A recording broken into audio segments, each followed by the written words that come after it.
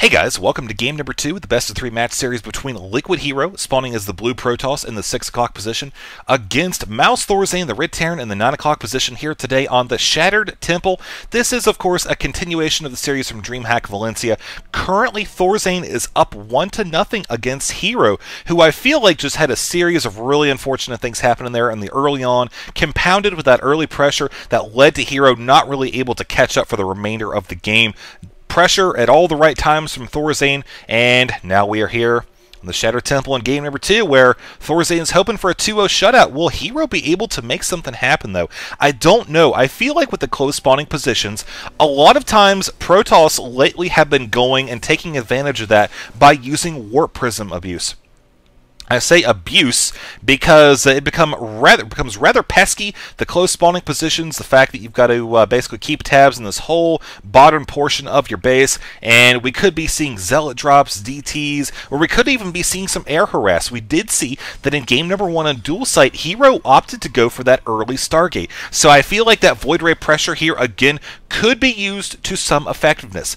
On the flip side, though, ThorZaiN kind of has a better idea now of maybe what Hero's line of thinking is, and if maybe he was going to go for Void Ray harassment on Dual Site, he sure as heck could be doing the same thing here as well, considering how close these players actually are. Now, of course, this is a version of the map where you cannot spawn in close positions, so Hero coming up here is going to be kind of lending itself to the idea that ThorZaiN's probably thinking his opponent is going to be in this spawning position. Again, just giving the timing of the scouting. We, of course, can wait and see exactly what happens, but I do want to point out that ThorZaiN is going to be going for an early expansion. Look at the money right now. Look, there's no gas. Those are both clear indicators that we're going to be seeing him go for that style of play that maybe Hero could abuse. I'm not too sure. We see him dropping down the cybernetics core way over here, actually. Different pylon entirely.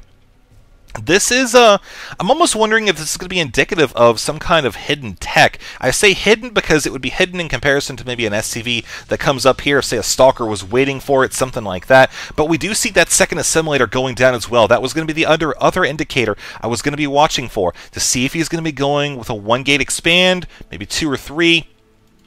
But this gas will kind of lend itself to either tech or, say, something like a 3-gate expand, or even...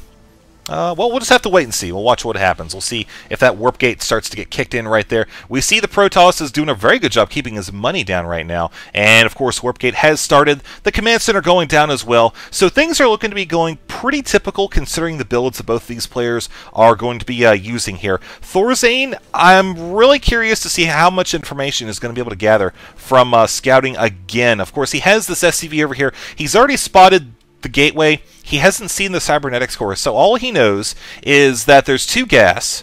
He hasn't seen the cybernetics core. Something must be afoot. Something is indeed afoot. So he's probably going to come down there and try to scout again.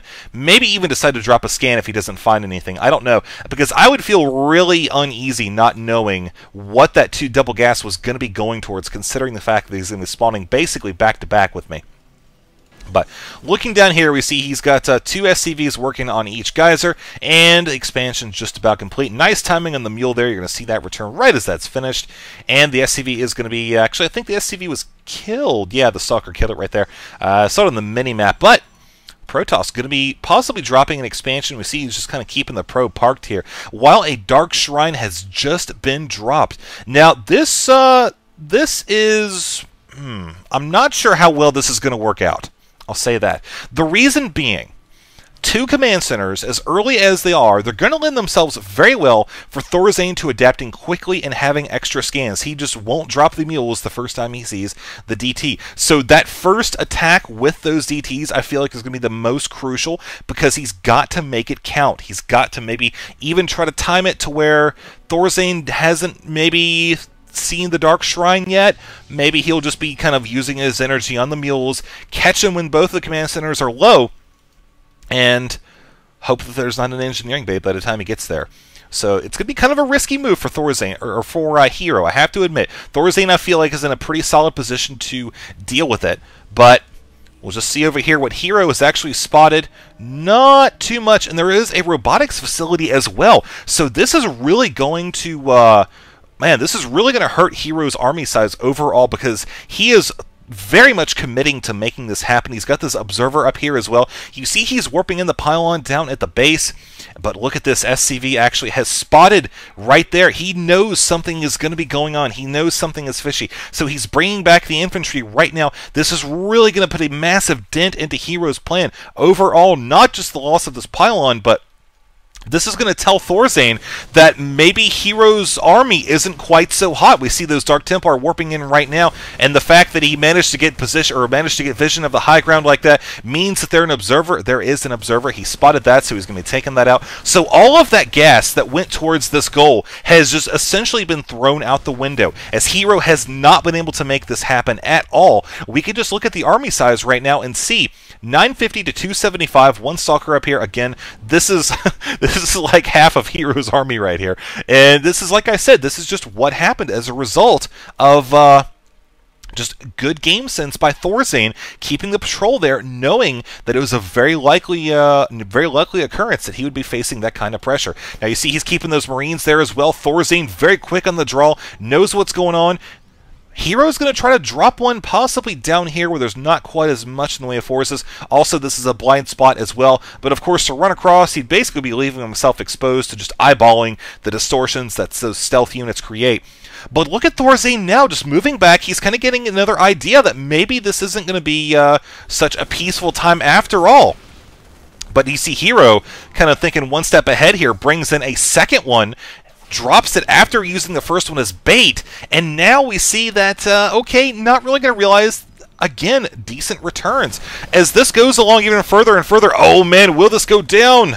Of course, this is 1.3.6, so this Warp Prism does not have those extra 60 shields on it, or else it actually would have not taken any life damage there. But, oh man, what a game, folks. Hero, once again, very risky move. He is still trying to push it. Basically, he's committed to this so much because he knows that every time or every minute that goes by, his opponent is just getting a bigger and bigger army. And so he has gone from hoping to do significant damage to, I need to keep my opponent in his base for as long as possible until I can get my own forces up to standard. Because right now, 4 Zealots and a Sentry. I think he's got 1 Stalker somewhere around the map as well. Yep, sure enough, there we... nope, maybe. I don't actually know where that Stalker's at, but...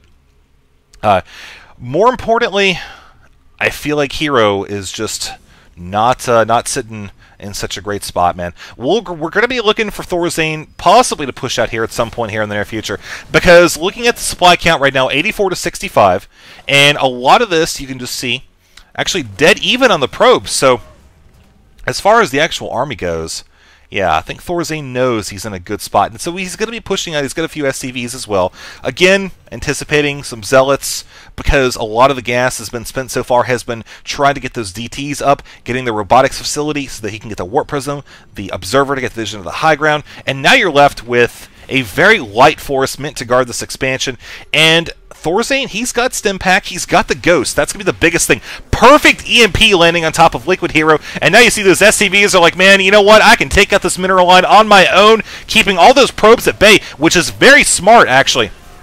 And letting the rest of the forces over here deal with the Zealots. There's the GG right there, man. So ThorZaiN, very methodical in his approach, good execution, got himself a second victory here in the best of series from DreamHack Valencia. Thank you guys for watching. I do hope you were able to take away some entertainment, possibly learn something from this game as well. If you did, please subscribe. It helps me out a lot. And if nothing else, do it for my kittens who are right beside me actually eating food out of... No, get out! No!